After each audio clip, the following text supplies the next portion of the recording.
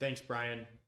Now, we're going to go live to a very dedicated SIGEP brother who's given so much of his time and treasure to create an impact for SIGEP's undergraduates. Mike Elliot and his wife Barb have spent years volunteering for our Tennessee Gamma chapter at East Tennessee State, and their impact is palpable. A longtime member of the Board of Governors and recipient of the Distinguished Alumnus Award, we're honored to have Mike on the broadcast. Brother Elliot, welcome to Founders Day of Giving. Thank you. Can you hear me? Yeah, man, we can hear you. It's great to see you. Thanks for joining us. All right, Mike, we got to jump right in. It may have seemed to many that East Tennessee State came out of nowhere to take home the Founders Day championship belt last year, but that's probably because they haven't been paying attention. ETSU alumni and friends have been supporting the annual fund, many of you guys at the BOG level, for many years. But what got the chapter so fired up last year to push for the win? Well, I think success breeds success. And what started out as a push for Tennessee Gamma to raise as much money as possible last year really turned into a David versus Goliath type mentality. Mm-hmm. So if you go back 20 or 30 years, we really only had two alumnus that were longtime Board of Governor members, Brother Bill Sykes, who's still with us, and Colonel Frank Rutherford, who's no longer with us, but memory certainly lives on. And our focus last year was to rush as many new Board of Governor members as possible. So it's not just a one-year donation, it's a lifetime commitment, hopefully. So we started out last year with 5 Board of Governor members, and we're able to add 5 more last year. Getting us to a total of 10, and that really fired up our alumni base as well as our active chapter. And we started to believe that a 40-man chapter like Tennessee Gamma can really win this thing and beat out some pretty heavy hitters. So I believe so far this year we've signed up an additional 4 Board of Governor members, which takes us up to around 14. So we're very excited about that. Well, Mike, you stole my line. I was going to congratulate you and say not only did you guys win because of that kind of attitude and the focus on getting Board of Governors on the rolls, you have gotten 4 brand new Board of Governors already, and we're just halfway through the day, so congratulations on that. You know, Mike, you and your wife, Barb, have been very generous to SIGEP. In fact, just feet away from my seat here is the front door, the front red door of Keefe House, the foundation headquarters of SIGEP in Richmond. And that very red door is named for your wife, Barb, in appreciation for a very generous gift that you made to help make Keefe House a foundation home. Why is giving back to SIGEP a priority for you and Barb, Mike? That's a great question, Matt. SIGEP has always been about family to me. And I joined SIGEP in the fall of 1977 as a first quarter freshman. That fall, I was standing on the second floor landing of the SIGEP house at 719 West Maple in Johnson City, Tennessee. And the most beautiful woman I've ever seen came walking up the stairs, and it was my soon-to-be wife, Barbara. So I asked her to go out dancing that night. We've been together ever since, and that was 44 years ago. You can fast forward several years later, we're blessed to have 2 sons. Both of them are SIGEPs.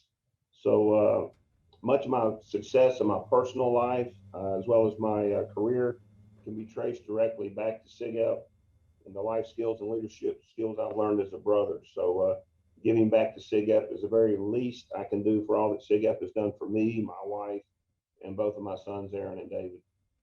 I hope there's a lot of younger SIGEPs listening right now, Mike. They could be taking some tips from you, brother. But, you know, Mike, it's not just your money. You and Barb have been long time in the trenches volunteers with your home chapter there at East Tennessee State. How does your many years of volunteer work on the ground with the undergraduates influence your desire to invest in SIGEP at the national level? Well, man, I think Barb and I both served on Tennessee Gamma's Alumni Volunteer Corporation for probably more years than we'd like to count. But having attended numerous Carlson Leadership Academies, conclaves, after you attend a number of these regional or national events, it becomes very clear to me and to others what impact SIGEP is having on our undergraduates across the country. So supporting SIGAP at the national level, I think it helps to ensure that these very valuable programs will continue and they'll expand and they'll help our undergraduates develop both personally and professionally. So Barbara and I are both glad to just be a small part of that. Well, powerful message.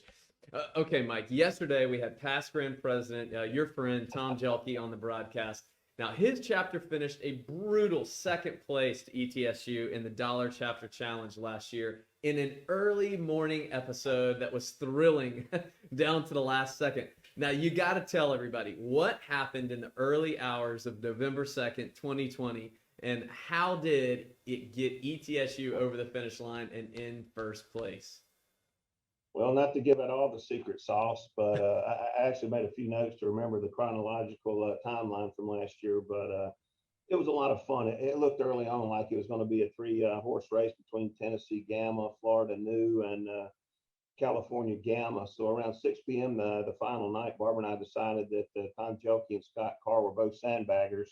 So our best course of action was to wait until the last minute and then drop in the winning amount. So based on that, we set our alarm clocks for 2:30 in the morning, East Coast time, and fired up the computer and put in our final donation. So Barbara was at the ready, had her finger on the send button, like she was sending out a Hellcat missile. And I kept telling her, steady, steady, steady. So we were waiting for somebody to fire the first shot. And California Gamma, I assume Scott fired in their donation, and it was about 5 minutes till 3 in the morning East Coast time. And I finally said, all right, boom, hit send. So and that'll be a split second later, I guess Tom and Florida New fired theirs, and they were both going through space at the same time and landing at Zollinger House. And at the stroke of 3, we ended up, I think it was under $500 we won by. So Yeah. Zoom wasn't very popular a year ago, but I told Barbara at the time I'd have paid another $1,000 to see the look on Scott and Tom's face whenever we won by $500. But it was a lot of fun, and I think most successful people by nature are competitive, and it was great fun to go back and forth between two powerhouses like Florida International University and University of California, Santa Barbara. But while Tennessee Gamma won that night, I think really the true winners were our undergraduates. And I think the same will be true tonight, that whoever wins, we're all winners on this deal anytime we're supporting Sigma Phi Epsilon. And again, we're just, Tennessee Gamma's glad to be a small part of it.